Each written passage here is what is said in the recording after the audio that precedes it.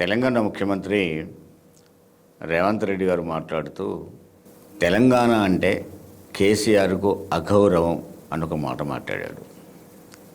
అంటే కేసీఆర్ని తెలంగాణ దశాబ్ది ఉత్సవాలకు ఆహ్వానిస్తూనే ఇలా అవమానకరమైన మాటలు మాట్లాడడం, అంటే ఆయన అటెండ్ కాకూడదనా, లేకపోతే పిలిచినట్టే ఉండాలి రాకూడదనా, కారణాలు ఏంటో కానీ స్వయంగా ఆహ్వానించి తిరిగి ఆయనకు తెలంగాణ అంటే అగౌరవం అనే పదం వాడటం.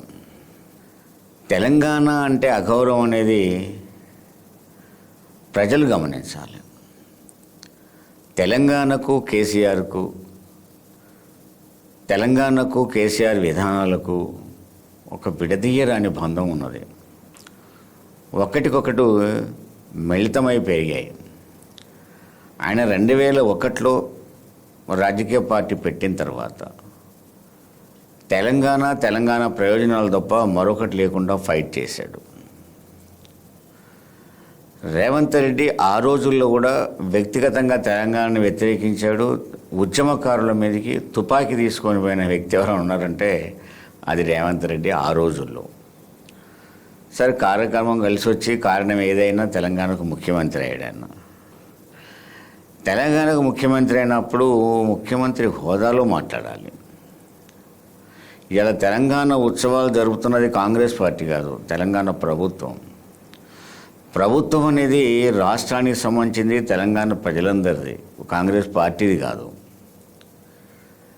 ఇవాళ తెలంగాణ దశాబ్ది ఉత్సవాలకు కేసీఆర్ని పిలవడం అంటే ఒక తెలంగాణ తెచ్చిన వ్యక్తిని, తెలంగాణ సాత్వికుని నువ్వు ఆహ్వానిస్తున్నావు. ఆయన కూడా ఉద్యమం చేశాడు, ఉద్యమం అందరు కలిసి చేశారు కాబట్టి ఆయన ఒక ఉద్యమకారుడిగానే పిలుస్తాను అంటే అది తప్పు. అది అవమానపరిచినట్టే, తెలంగాణను అగౌరవపరిచినట్టే. తెలంగాణ రావడం ఇప్పటికే రేవంత్ రెడ్డి మాటలు చేష్టలు చూస్తూ ఉంటే తెలంగాణకు అవకాశం దొరికితే, అంటే రేవంత్ రెడ్డికి అవకాశం దొరికితే ఆంధ్రాలో కలపడానికి వెనకాడడు అనేది ఒక పెద్ద చర్చ నడుస్తూ ఉంది. నిన్న కాక మొన్న 2 రోజుల క్రితం పాశ్యం యాదగిరి స్టేజ్ మీదనే మాట్లాడిన మాటలు కూడా మనం విన్నాం.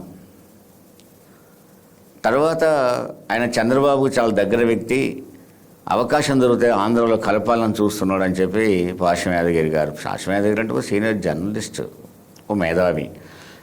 తెలంగాణ పోరాటంలో మేధావులలో పాశ్యం యాదగిరి కూడా ప్రథమ స్థానాల్లోనే ఉంటారు. అలాంటి వ్యక్తికి అంటే రేవంత్ రెడ్డి మీద ఒక రకమైన అపనమ్మకం, అంటే తెలంగాణకు వ్యతిరేకంగా కుట్ర పన్నుతున్నాడు రేవంత్ రెడ్డి అనే దాన్ని తెలంగాణ మేధావులు కూడా నమ్ముతున్నారు అనేది అర్థమవుతా ఉంది. దీన్ని బట్టి చూసినప్పుడు ఈరోజు తెలంగాణ వచ్చి 10 సంవత్సరాలైన రోజు జూన్ 2వ తేదీ అమరవీరుల స్తూపం దగ్గరికి వెళ్ళి జై తెలంగాణ అనకుండా తిరిగి వచ్చిన వ్యక్తి రేవంత్ రెడ్డి. అణువణువున ఆయన ముఖ్యమంత్రి అయిన నుంచి ఇప్పటిదాకా తెలంగాణని స్మరించుకోవడానికి కానీ, అమరవీరుల్ని స్ఫూర్తిలో తీసుకోవడం కానీ, స్మరించుకోవడం కానీ ఆయన చేయడం లేదు. అది ఇక్కడ కూడా కనపడింది.